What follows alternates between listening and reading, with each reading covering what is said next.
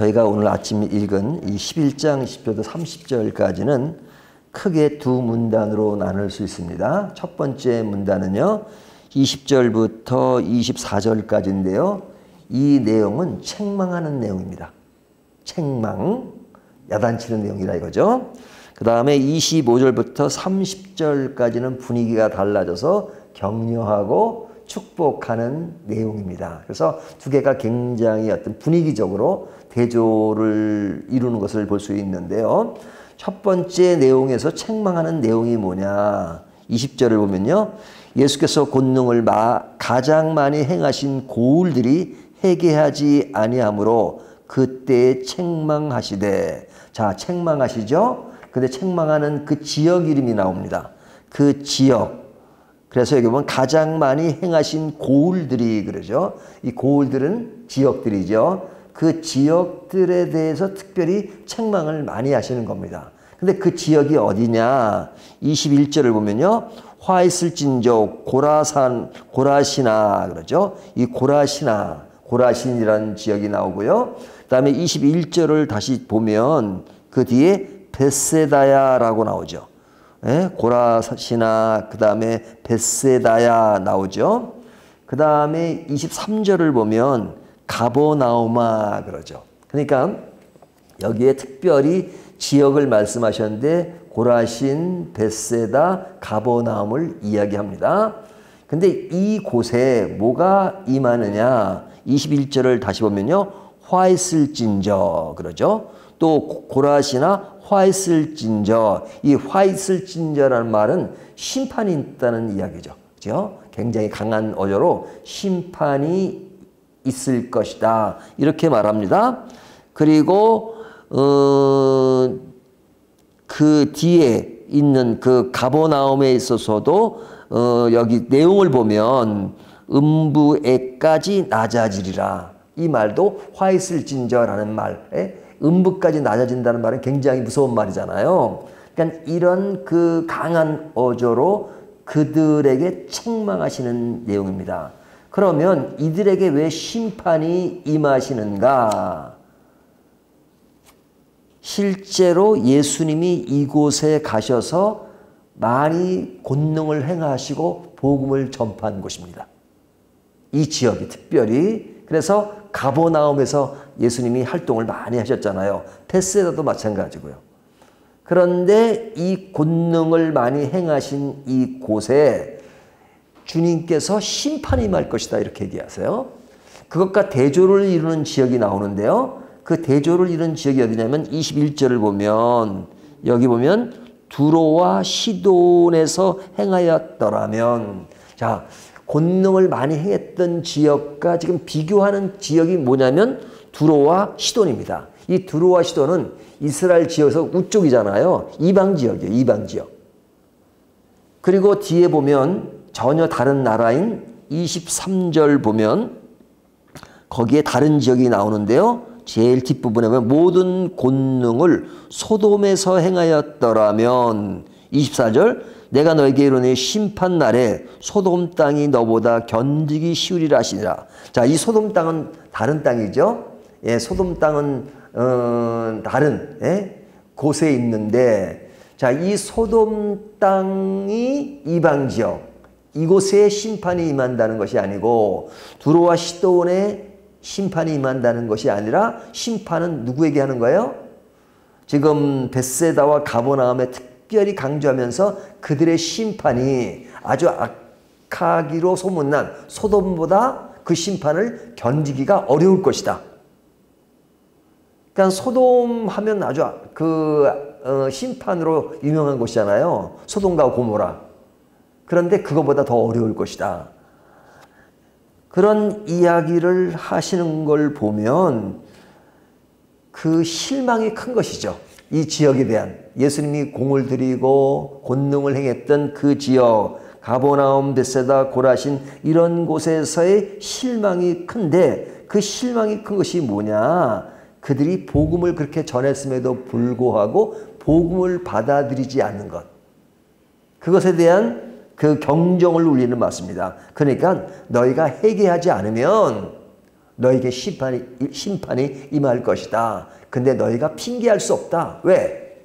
그곳에서 예수님이 복음을 많이 전파하시고 권능을 많이 행했음에도 불구하고 그들이 회개하지 않는 그 모습에 대해서 강렬한 어조로 주님은 말씀하는 겁니다. 자, 이 말씀이 오늘날 우리들에게 주는 메시지가 너무너무 강하죠. 강한 게 뭐냐면 여러분 우리 주변에 보면 믿지 않는 사람들이 많잖아요. 믿지 않는 사람들 가지고는 얘기할 필요가 없습니다. 원래 믿지 않으니까. 근데 믿는다고 하면서 사실은 하나님 앞을 향하지 않고 그릇되게 뒤로 가고 교만하고 회개하지 않으면 이와 똑같은 메시지를 전할 수밖에 없는 거죠. 내가 너희들은 매일 교회 오고 뭐 기도한다 그러고 성경 본다 그러고 그런데 실제로 너희가 예수를 믿는 거야? 너희의 심판이 믿지 않는 사람보다 더할 거야. 이렇게 말씀하는 거잖아요. 물론 믿는 우리들에게 이렇게 강한 어조로 말씀하시는 것은 진짜 심판하고 싶어서가 아니죠. 우리가 자녀를 키울 때 말 안 들으면 너 그러려면 밥 먹지 마. 차라리 집을 나가. 요즘 부모들은 그런 말 안 하지만 저희 어렸을 때는 부모님들이 그런 얘기를 많이 했어요. 너 뭐 이렇게 밥 먹지 마. 집을 나가 차라리. 예? 뭐 옛날에는 또 그런 얘기도 많이 했어요. 너는 말이야 다리 밑에서 데려왔어. 뭐 그런 말 많이 했잖아요. 요즘 그런 말 할 때 큰일 납니다. 요즘 젊은 세대들은 그런 말 하지도 않죠. 근데 그런 말은 뭐예요? 사랑의 극한 표현이죠. 사랑의 극한 표현. 그러니까 어떤 시인이 그런 이야기를 했는데 그냥 박목월 시가 있죠. 진달래라는 시가 있잖아요. 그분은 서구적인 영향을 많이 받았다 그래요. 그래서 이별의 시를 쓸 때 가시는 님에게 꽃을 깔아드리게 가는 님에게 꽃을 깔아드리는 그건 서구적인 마인드라는 거죠. 하지만 동양적인 마인드, 우리 한국적인 마인드는 뭐냐? 그 아리랑에 보면 그냥 사랑하는 님이 떠나는 것을 십리도 못 가서 발병 나라. 그냥 가다가 대져라. 뭐 미친병에 걸려라 이거잖아요. 그 뭐냐면 그게 진짜 미워서가 아니라 사랑하는 님이 떠나니까 그게 어떤 그런 사랑의 극한 표현을 부정적으로 하는 거죠. 지금 하나님도 우리를 사랑하시잖아요. 근데 그렇게 공을 들이는데 믿질 제대로 안 하. 교만하고 회개하지 않고 자기 다 믿는다고 하고 다 안다 그러고 그러면 너희의 심판이 소돔과 고모로보다 심할 것이다. 믿지 않는 사람보다 심할 것이라고 회개를 촉구하는 말씀을 하시는 거죠. 사랑하기 때문에. 그러니까 지금 이 백성들 예수님이 그런 벳세다와 가버나움 이런 데 공을 들인 이유는 사랑하니까 그렇잖아요. 근데 공을 들인 만큼 그렇게 변화되지 않는 모습에 대해서 주님은 이렇게 말씀하시는 거예요. 그렇다면 오늘날 우리들에게도 이 말씀이 굉장히 경각심을 또 경종을 울리는 말씀이라고 할 수 있죠. 자, 그렇게 경종을 울리고 심판하는 메시지만 하시는 주님이 아니시고 그 뒤에 보면 이제 그런 변화를 요구하고 변화된 사람들, 깨달은 자에게 주시는 복에 대해서 이야기하죠. 그것이 뭐냐? 25절을 보면요.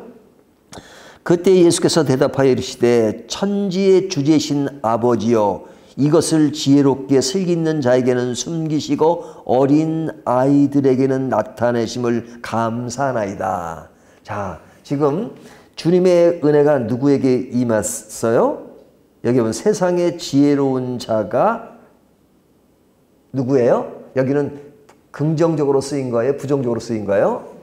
부정적으로 쓰인 것이죠. 그러니까 예수님이 제자를 택하실 때 제사장이나 그 다음에 당시에 알려진 사람을 제자로 택하지 않고 서민에 해당되는 어부들 또 마태 이런 사람은 세리잖아요. 그런 사람을 제자로 택하셨잖아요. 이것은 그 당시 사회적인 기준으로 보면 왜 주님은 이런 사람을 제자로 택했을까라고 생각하지만 실제로 은혜를 받고 은혜를 입은 사람들이 항상 사회적으로 유능하고 그런 사람들만 예수를 믿나요? 아니잖아요. 그렇지 않은 사람들이 더욱더 주님을 잘 믿고 주님을 잘 따르는 경우가 얼마나 많습니까? 이 말을 역설적으로 하는 거예요. 주님의 은혜가 어린 아이들에게 나타나심이 감사하다. 예? 예수님이 오신 자체가 마구간에 태어나셨고, 그리고 예수님이 세리들과 식사를 하시고 하는 것 때문에 바리새인들이 얼마나 아주 비판을 많이 했어요. 하지만 하나님의 은혜가 그런 사람들에게 임하고 있다는 것을 이야기합니다. 그것을 감사하나이다 이렇게 말하는데요. 그 뒤에 보면 26절 오소이다 이렇게 된 것이 하나님의 뜻이니이다. 내 아버지께서 모든 것을 내게 주셨으니, 여기 내게는 누구예요? 예수님에게. 아버지 외에는 아들을 아는 자가 없고 아들과 또 아들들의 소원대로 계시를 받는 자 외에는 아버지를 아는 자가 없느니라. 자, 감사한 것은 아버지의 뜻을 아는 자가 바로 예수 그리스도다 이거죠.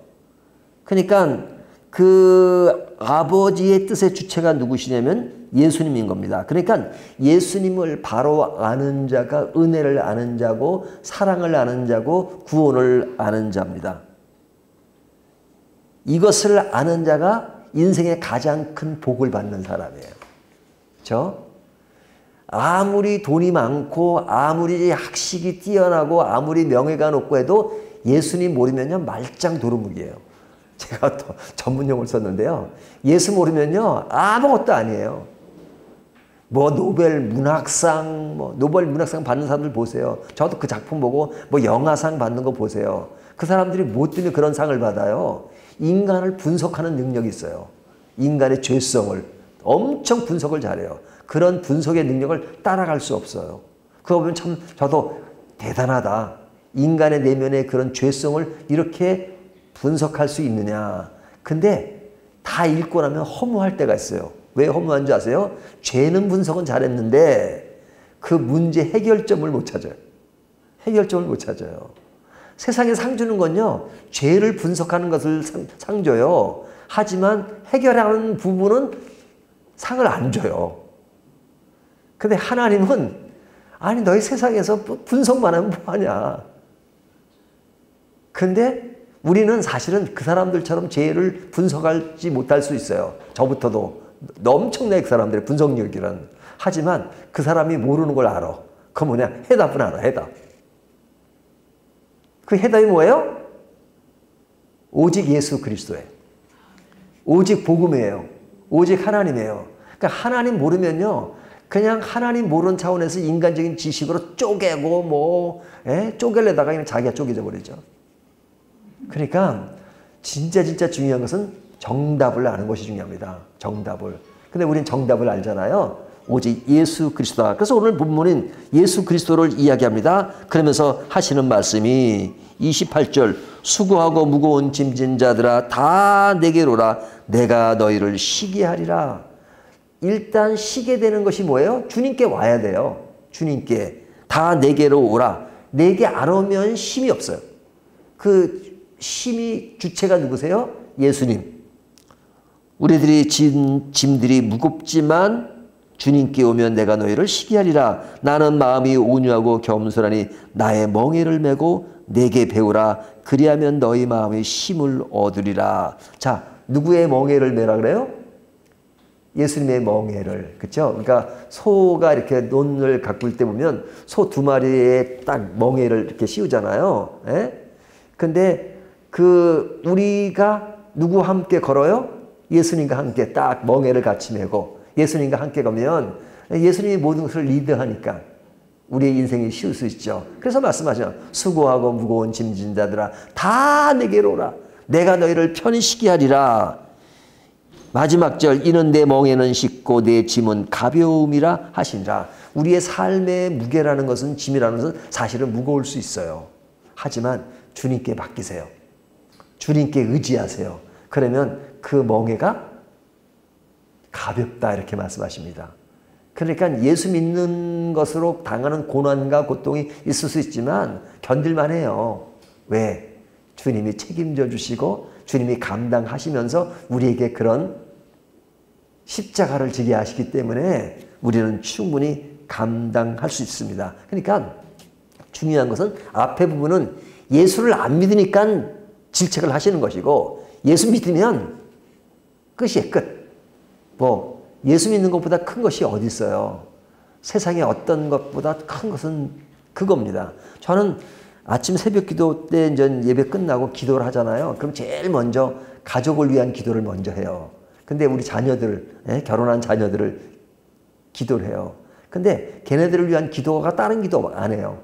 딱 유일하게 예수 잘 믿고 신앙생활 잘하게 해주십시오. 그거예요. 그 외의 기도는 그것은 뭐 얘네들이 다 알아서 잘해요.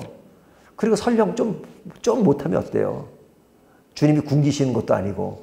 근데 아무리 모든 조건과 상이 좋다 하더라도 예수 안 믿으면 그것처럼 큰 걱정이 어디 있어요. 그러니까 예수 잘 믿게 해달라고, 신앙생활 잘하게 해달라고. 걱정하면 그거 걱정해요. 그러면 that's all. 전부예요. 나머지는요, 아이들이 우리 세대보다 더 잘해요. 더 많이 알고.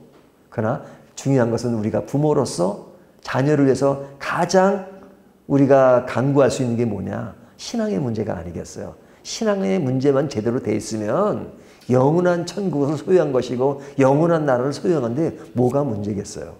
그러면 멍해가 있어도 견딜 수 있고 어떤 상황과 어려움이 와도 견딜 수 있고 약간의 배고픔이 온다 할지라도 그것을 극복하고 믿음으로 다 헤쳐나갈 수 있는 것이 믿음 안에서 생기는 것입니다. 그러므로 우리가 오늘 이 말씀을 가지고 우리에게 가장 중요한 것은 바로 믿음이며 하나님 나라며 예수 그리스도시며 만약에 그것에 가치를 두지 않는다면 주님이 또 슬퍼하시듯이 우리에게 말씀하세요.